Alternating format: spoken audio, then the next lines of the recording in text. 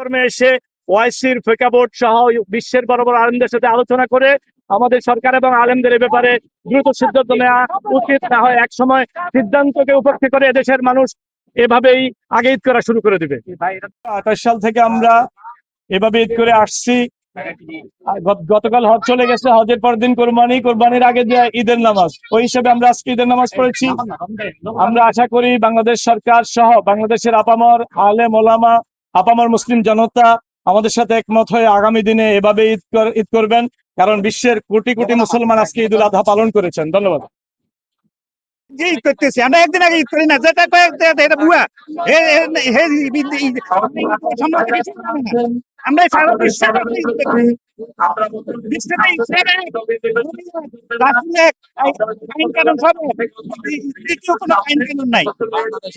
হজের পরের দিনে আগে তো করছিস না, এখন যারা পরের দিন করে আজকে করে না, এরা কেন করে না এটা তো আমরা জানি না। আমরা আজ 70-80 বছর আগে পূর্বপুরুষরা এইভাবে করি এসে। আমরা শরীর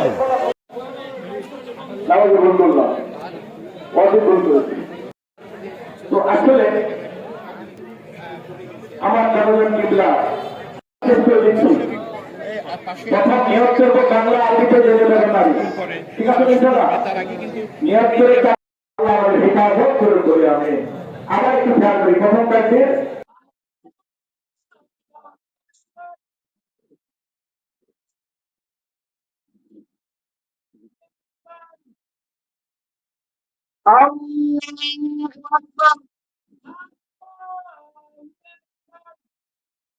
আল্লাহু আকবার।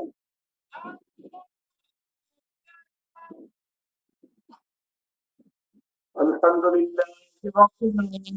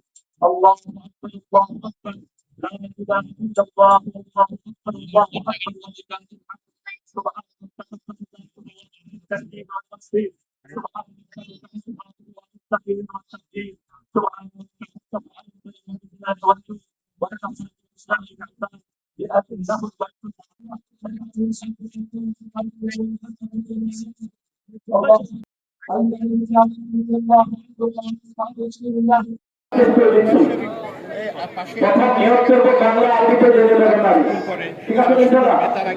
নিয়োগ করে চাকরিরে তাহলে বেঁধে আমরা নিয়োগ বাঁধব। এক্ষেত্রে ভিডিও গুলো দেখলে বলবে আমাদের মুসলিমদের হবে, সব মনে থাকবে। তো আসলে আমার জনগণ কিবলা যে দিন ভুল করেছেন এখন নামাজ পড়ার নামাজে ভুল করলাম, অধিক ভুল করেছি। এখন মুসলিম আমরা শরীর